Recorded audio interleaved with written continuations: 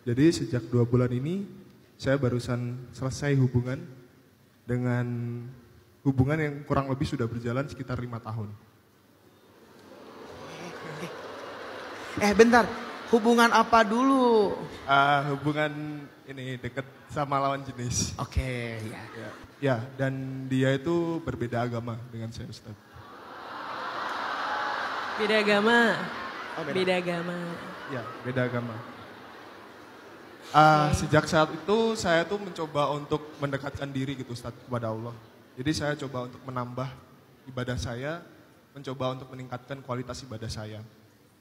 Pertanyaan saya Ustaz, kenapa ya kok saya tuh justru malah merasa minder, kayak merasa malu gitu sama Allah. Kok dulu waktu saya itu hidup saya, maksudnya tenang-tenang aja, gak ada ujian gitu, kok ibadah saya lempeng-lempeng aja ya. Sekarang baru dikasih ujian aja kok saya justru malah, kok kenapa baru sekarang gitu loh, kenapa dari dulu-dulu tuh saya nggak mencoba untuk mendekatkan diri kepada Allah gitu loh. Saya tuh merasa minder gitu, merasa malu sama Allah. Dan yang kedua, apakah saya itu sebenarnya masih boleh Ustadz untuk mendoakan dia itu agar mendapatkan hidayah dari Allah? Karena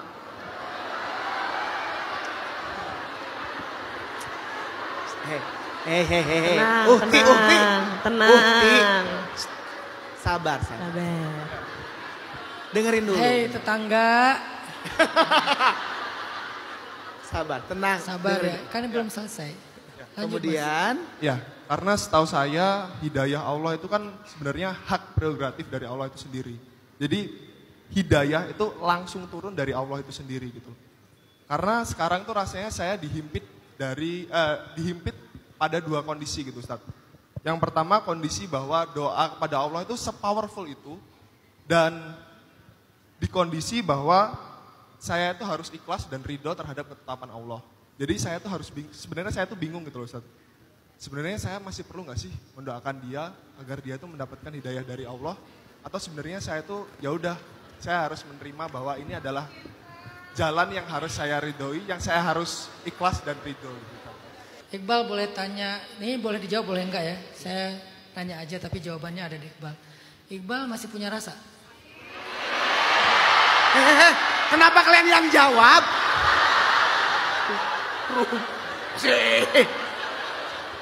Boleh dijawab boleh enggak? Kalau mau dijawab boleh, kalau enggak. Tidak berkurang sedikit pun Ustaz.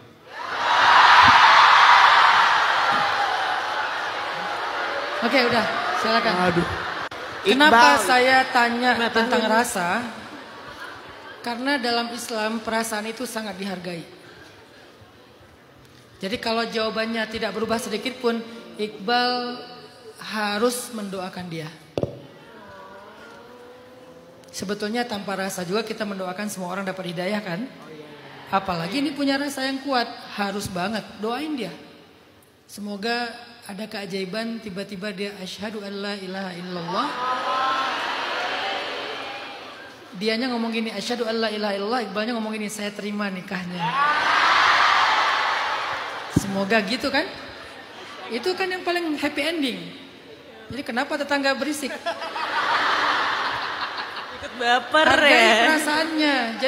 Jadi biasakan itu ya dengan teman kalian, dengan nanti anak kalian, kalau dia punya rasa tentang seseorang, hargai dan dukung rasanya.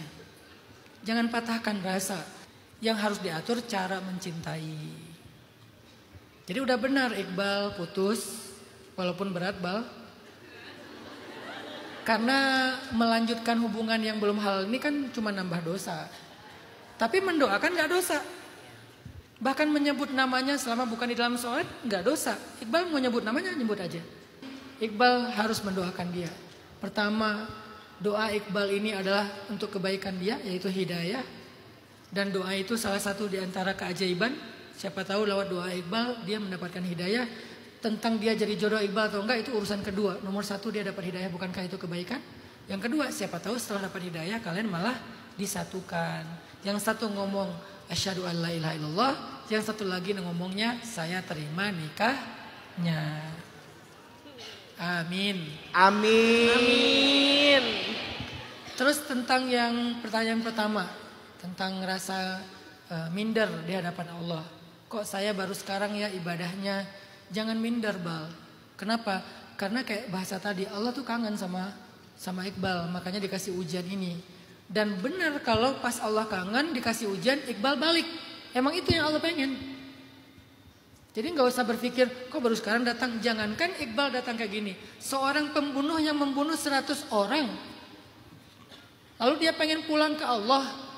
Tapi pulangnya baru setengah jalan. Belum sampai ke tujuan dia untuk bertaubat kan. Negeri yang dia tuju. Allah udah terima kok taubatnya. Bahkan ketika para malaikat berselisih, dia lebih dekat kemana nih? Negeri yang dia tinggalkan atau negeri yang dia tuju? Allah suruh bumi untuk mendekatkan dia ke negeri yang dia tuju supaya membantu dia masuk ke dalam surga. Begitu Allah terima dia. Apalagi Iqbal. Udah bunuh berapa orang, Bal? Enggak kan? Berarti kan Iqbal enggak membuat dosa sebesar itu. Kalau dia aja begitu diterima, apalagi Iqbal. Perempuan yang berzina. Dia berzina itu sebagai profesi, seorang pezina. Tapi ketika dia bertaubat, saking seriusnya dia beramal salih, sekedar ngasih minum anjing aja dia berusaha, dia turun ke dalam sumur sampai basah baju-baju kesayangan dia buka sepatunya, dia jadikan sebagai tempat untuk menampung air, dia naik ke atas, dia kasih ke anjing itu, asbab itu Allah hapuskan dosanya dan Allah masukkan dia ke dalam surga.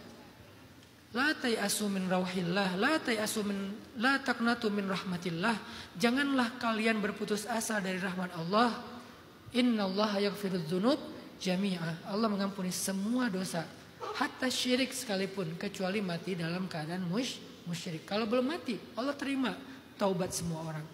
Jadi Iqbal jangan berkecil hati. Kalau Iqbal berkecil hati, itu namanya wasawisus syaitan. Itu kerjaan setan. Setan pengen mengecilkan hati Iqbal supaya berputus asa dalam taubat. Bal, ngapain lo taubat sekarang? Gak ada gunanya. Kemarin-kemarin kemana aja lo? Itu setan tuh. Makanya kalau muncul rasa itu, langsung a'udzubillahi minasyaitonirrajim. Tapi jangan kenceng-kenceng kalau ada orang di sebelah. Tadi kira dia setannya ya. Itu jawaban saya. Allahu a'lam.